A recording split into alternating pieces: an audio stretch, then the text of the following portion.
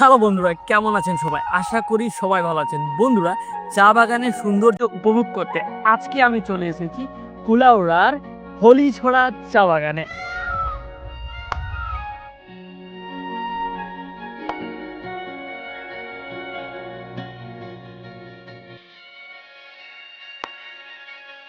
এই হলিছড়া চা বাগান লুয়ায়নি চা বাগানের একটা অংশ।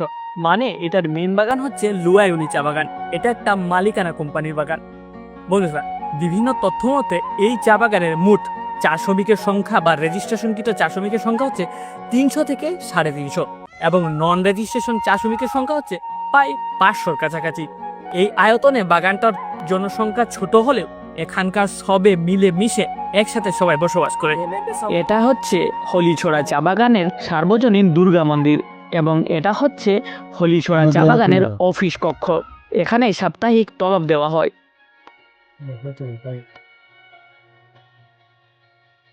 বন্ধুরা, এই বাগানের একটা অদ্ভুত তথ্য আমার হাতে এসেছে, যেটা হচ্ছে আমি এখন পর্যন্ত যতগুলো চা বাগানের ব্লগ ভিডিও করেছি সে বাগানের পেমেন্ট বার নিয়ে অবশ্যই কথা বলেছি।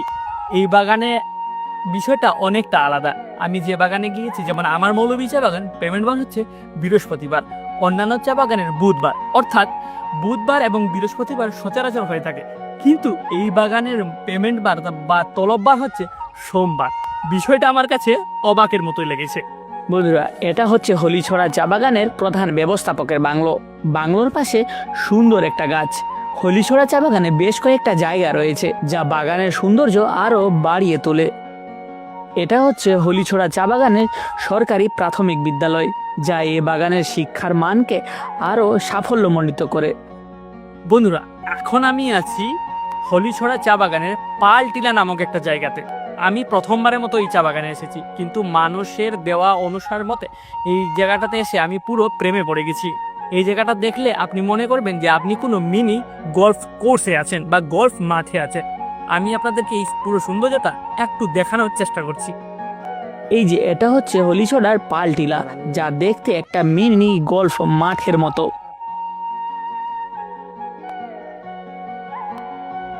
দেখলেন তো এই হলিছড়া চা বাগানের পালটিলাটি দেখতে কত সুন্দর।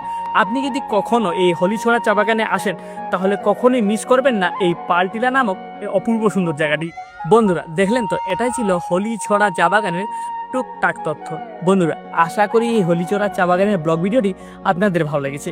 যদি চা বাগান পছন্দ করেন এবং হলিছড়া চা বাগানের ভিডিওটি আপনাকে স্পেশাল ভালো লেগেছে, তাহলে অবশ্যই ভিডিওটিকে লাইক করুন, কমেন্ট করুন। আর হ্যাঁ, যদি চা বাগান পছন্দ করেন তাহলে অবশ্যই ভিডিওটিকে একটি শেয়ার করুন।